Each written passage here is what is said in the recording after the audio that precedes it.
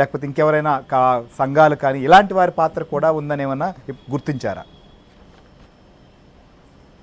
ఇందులో కొంతమంది అధికారుల పాత్రతో పాటు అప్పటి మంత్రి రోజాతో పాటు ఆమె సోదరుడు పాత్రకు సంబంధించి కూడా విజిలెన్స్ విభాగం కొంత ఆధారాలను సంపాదించినట్టుగా కూడా మనకు సమాచారం అందుతుంది. అయితే దీన్ని మాత్రం ఇంకా విజిలెన్స్ అధికారులు ధృవీకరించడం లేదు. అయితే తమ నివేదికలో దాదాపుగా 40 కోట్ల రూపాయల మేరకు కూడా నిధులు దుర్వినియోగం అయ్యాయనే అంశాన్ని మాత్రం విజిలెన్స్ విభాగం నివేదిక స్పష్టంగా పేర్కొంది. సహజంగా నిధులు దుర్వినియోగం అయ్యాయంటే ఇందుకు బాధ్యులు ఎవరు, రెస్పాన్సిబిలిటీ ఎవరి మీద ఫిక్స్ చేయాలనే అంశానికి సంబంధించి కూడా విజిలెన్స్ డెఫినెట్గా రికమెండేషన్స్ చేస్తుంది. ఆ రికమెండేషన్లోనే వీళ్ళందరి పేర్లు ఉన్నాయని చెప్పి సమాచారం అందుతుంది. విజిలెన్స్ విభాగం ఈ నివేదిక ఇచ్చిన తర్వాత ఈ నివేదికను ప్రభుత్వం పరిశీలించి అవినీతి నిధుల దుర్వినియోగం జరిగినాయి కాబట్టి దీనిపై ఏసీబీ విచారణకు ఆదేశించే అవకాశం ఉంది. అప్పుడు మంత్రి కూడా ఇన్వాల్వ్మెంట్ ఉంది అనే ఆరోపణలు ఎమ్మెల్యేలు చేయడంతో ఒకవేళ కేసు కట్టాలి అని అంటే PC act, prevention of corruption act కింద మాత్రం డెఫినెట్గా కేసు నమోదు చేసే అవకాశం ఉంది. దీనిపై ప్రభుత్వం ఏ విధంగా ముందుకు వెళ్తుంది అనేది రేపు విజిలెన్స్ విభాగం నివేదిక రాష్ట్ర ప్రభుత్వానికి అందిన తర్వాత ఏం చేయాలనే అంశంపై ఒక నిర్ణయానికి వచ్చే అవకాశాలు కనిపిస్తూ ఉన్నాయి. బట్ విజిలెన్స్ విభాగం నివేదిక మాత్రం 4 నెలల తర్వాత నిన్న సెకండ్ సాటర్డే కావటం, తర్వాత శ్రావణ శుక్రవారం కావటంతో అంతకు ముందు రోజే విజిలెన్స్ విభాగం నివేదిక తయారు చేసినప్పటికీ కూడా కొన్ని టెక్నికల్ ప్రాబ్లమ్స్తో రాష్ట్ర ప్రభుత్వానికి ఇవ్వలేదు. గతన మొత్తం వ్యవహారాన్ని అంతా కూడా అంటే ఏ క్రీడలు నిర్వహించాలి, వాటికి సంబంధించినటువంటి నిర్వహణకు కొనుగోళ్లు, అలానే ఎక్కడ నిర్వహించాలి, నియోజకవర్గ స్థాయి, అలానే మండల స్థాయి, జిల్లా స్థాయిలో కూడా ఈ పోటీల నిర్వహణకు సంబంధించినటువంటి వ్యవహారం పైన మొత్తం ఒక కసరత్తు చేశారు. అందులో భాగంగానే నియోజకవర్గ స్థాయి, జిల్లా స్థాయి, రాష్ట్ర స్థాయిలో పోటీలు జరిగాయి. ఆ పోటీలకు సంబంధించి ప్రైజ్ మనీని కూడా అనౌన్స్ చేశారు.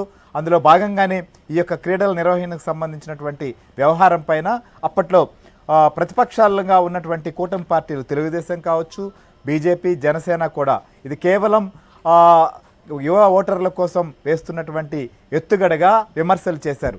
అలానే ఎన్నికల తర్వాత ఏదైతే కూటమి ప్రభుత్వం ఏర్పడిన తర్వాత అసెంబ్లీలో దీనికి సంబంధించినటువంటి చర్చ జరిగింది. ఎమ్మెల్యేలుగా ఉన్నటువంటి గౌత్ శిరీష కావచ్చు, అలానే అఖిల ప్రియ, చాలామంది ఈ యొక్క అంశాన్ని ప్రస్తావించారు. అప్పట్లో ఆడుదాం ఆంధ్ర పేరుతో నిధులు దుర్వినియోగం చేశారు, దీనిపైన విచారణ చేయాలి, చర్యలు తీసుకోవాలని చెప్పి కూడా పెద్ద ఎత్తున డిమాండ్ వచ్చింది. సో అందులో అంతకు ముందు కూడా కొన్ని క్రీడా సంఘాలు కావచ్చు, ఇలాంటి వారు కూడా ప్రభుత్వం దృష్టికి తీసుకెళ్లారు.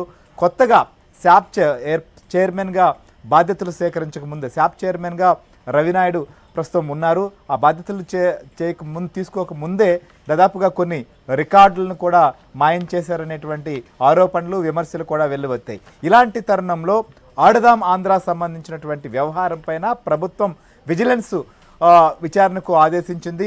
ఆ విజిలెన్స్ నివేదిక కూడా ప్రస్తుతం రెడీ అయింది. ప్రభుత్వానికి ఆ విజిలెన్స్ నివేదిక అందాల్సి ఉంది. విజిలెన్స్ ప్రాథమికంగా విచారించిన తర్వాత ఈ నివేదికను రేపు అందించబోతున్నట్లుగా మనకు సమాచారం ఉంది. సో ఈ నివేదికలో మొత్తం ఏ అంశాలను గుర్తించారు? సో అప్పట్లో క్రీడల శాఖ మంత్రిగా ఉన్నటువంటి రోజా సంబంధించినటువంటి పాత్ర ఏంటి, అలానే వారికి సంబంధించినటువంటి వారి పాత్ర ఏంటి, అప్పట్లో శాప్ చైర్మన్గా బైరెడ్డి సిద్ధార్థ రెడ్డి ఉన్నారు, వారికి సంబంధించినటువంటి పాత్ర ఏమైనా ఉందా? అంతేకాకుండా అప్పట్లో ఏ రకంగా నిధులు కేటాయించిన నిధులే కాకుండా జిల్లాల్లో ఉన్నటువంటి ఫండ్స్ను కూడా ఏ రకంగా దీనికోసం వినియోగించారు, లాస్ట్లో క్రీడల ముగింపు సందర్భంగా కూడా భారీ స్థాయిలో ఖర్చు చేశారనేటువంటి విమర్శ కూడా ఉంది. అప్పట్లో ఎంత ఖర్చు చేశారు, ఇలా అనేక అంశాలపైన విజిలెన్స్ నివేదిక కూడా సిద్ధమైంది. ఈ నివేదికను రేపు అందించబోతున్నట్లుగా మనకు సమాచారం ఉంది. సో ఈ విజిలెన్స్ నివేదికలో ఏముంది, ఈ విజిలెన్స్ నివేదికలో ఇప్పటి వరకు ఎంత మేర అక్రమాలు జరిగాయి, ఏ రకమైనటువంటి అక్రమాలు జరిగాయి అనేటువంటి విషయాలను ప్రాథమికంగా గుర్తించారా? ఈ నివేదిక ఆధారంగా ప్రభుత్వం ఏం చేయబోతోంది? సో ఆల్రెడీ నివేదిక రాకముందు నుంచి క్రీడా సంఘాలు దీనిపైన డిమాండ్ చేస్తున్నది ఏంటి, ఇప్పుడు దీనిపైన ఎలాంటి చర్యలు తీసుకోవాలని చెప్పి వారి వైపు నుంచి డిమాండ్ వస్తుంది అనేటువంటి అంశాలను కూడా మనం డిస్కస్ చేద్దాం. మనతో పాటు మా ఏపీ బ్యూరో చీఫ్ రామారావు లైవ్లో సిద్ధంగా ఉన్నారు. అలానే శాప్ దగ్గర నుంచి కూడా మా ప్రతినిధి ప్రసాద్ కూడా మనతో పాటు లైవ్లో సిద్ధంగా ఉన్నారు. సో ముందుగా విజిలెన్స్ నివేదిక సిద్ధమైనటువంటి నేపథ్యంలో ఒకసారి రామారావు చెప్పండి, ముఖ్యంగా ఇది అసెంబ్లీలో కూడా చాలా పెద్ద ఎత్తున దీనిపైన చర్చ జరిగింది, ఖచ్చితంగా ఈ వ్యవహారం మొత్తం పైన కూడా విచారణ జరగాలని చెప్పి అప్పట్లో. సో ఈ నేపథ్యంలోనే ప్రభుత్వం కూడా విచారణకు ఆదేశించింది మనకు తెలుసు. సో ఇప్పుడు మొత్తం ఈ నివేదిక సిద్ధమైందా? ఈ నివేదిక ఎప్పుడు అందించబోతోంది? ఈ నివేదికలో ఏ అంశాలు పొందుపరిచారు అంటే ఏం చెప్తారు? శ్రీహరి, వైసీపీ ప్రభుత్వ హయాంలో 2019 నుంచి 24 వరకు జరిగిన అనేక అవకతవకలకు సంబంధించిన కుంభకోణాలన్నీ కూడా ఒక్కొక్కటి వెలుగులోకి వస్తున్నాయి.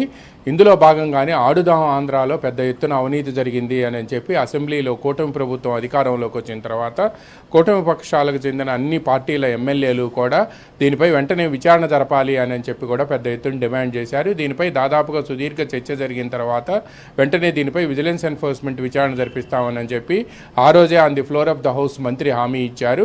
ఈ ఇచ్చిన హామీ మేరకు కూడా విజిలెన్స్ ఎన్ఫోర్స్మెంట్ విభాగం దాదాపుగా గత 4 నెలల నుంచి విచారణ జరిపింది.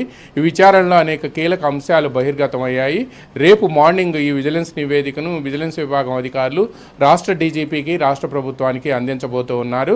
ఇందులో దాదాపుగా ఆడుదాం ఆంధ్ర 2023 డిసెంబర్లో అప్పటి వైసీపీ ప్రభుత్వం నిర్వహించింది. ఎన్నికల ముందు నిర్వహించిన ఈ కార్యక్రమం ద్వారా రాజకీయ లబ్ధి పొందాలనే ఆతృతే కానీ నిజంగా క్రీడాకారులను ప్రోత్సహించేందుకు మాత్రం ఈ పోటీలు జరగలేదు.